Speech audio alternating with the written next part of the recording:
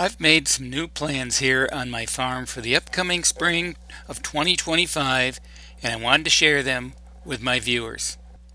If you've been following me for any amount of time, you'll know that I'm one that tries new methods and is willing to experiment with different and or out-of-the-box habitat ideas. I started messing around with habitat manipulation back in the late 80s, and by the mid-2000s I was seeing a noticeable improvement. From timber stand areas where I've created bedding and security using man-made deer travel pathways, small openings and alcoves, opening up the canopy for the goal of increased stem density, available browse and cover, where I utilize traditional notch and fall hinge cutting and clear cutting techniques.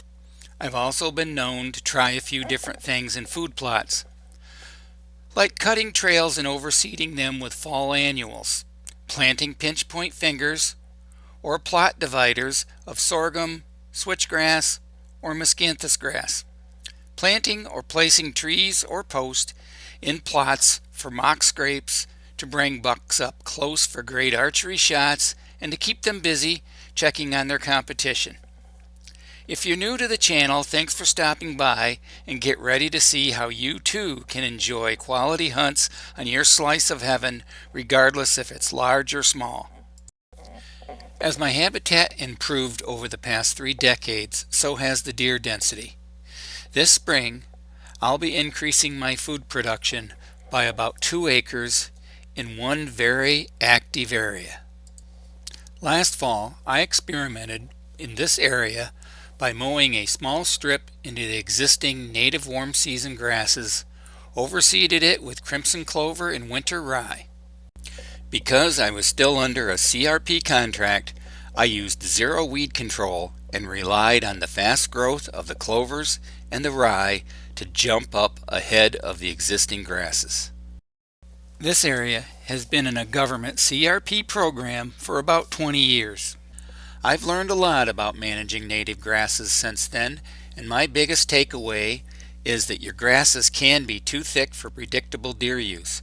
I soon found ways and methods to reduce its thickness, which promoted more bedding and 4-season uses. This late summer, the CRP contract expired. I mowed about 3/4 to 1 acre of the grasses and drilled in a mixture of oats, rye, and winter peas around mid-August. And the deer and the turkeys were pretty quick to investigate. By the 3rd week of September, I overseeded the entire plot with crimson clover, and I put it down pretty heavy. We, along with most of the Midwest, had a very dry August, September, and October. However, by the 1st week of October, the plot had germinated and the wildlife were loving it. I hunted this location 3 to 4 times with great activity with every hunt. The does and bucks really used this new food source a lot. Watching deer use the habitats I've created really inspires me to get more creative and helps me visualize the new designs that I plan for this coming spring. This is the new food plot and cover design I've come up with for this 3-acre area.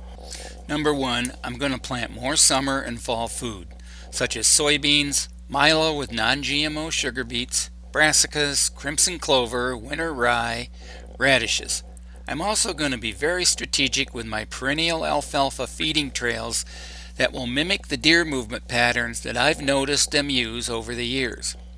What I like about milo is the cover that it provides during the fall, the fact that deer won't browse it during the growing season like they do corn, and how it produces high protein, energy, essential vitamins and minerals, and is relatively easier to grow than corn and can deal with dry conditions a lot better.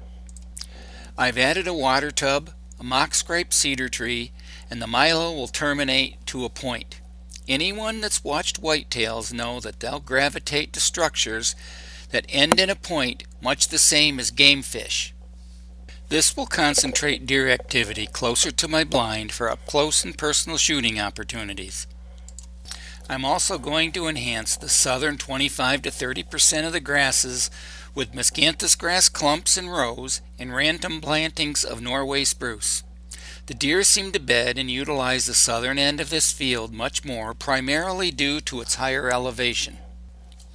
I'm really looking forward to making these food and habitat improvements on this 3-acre square.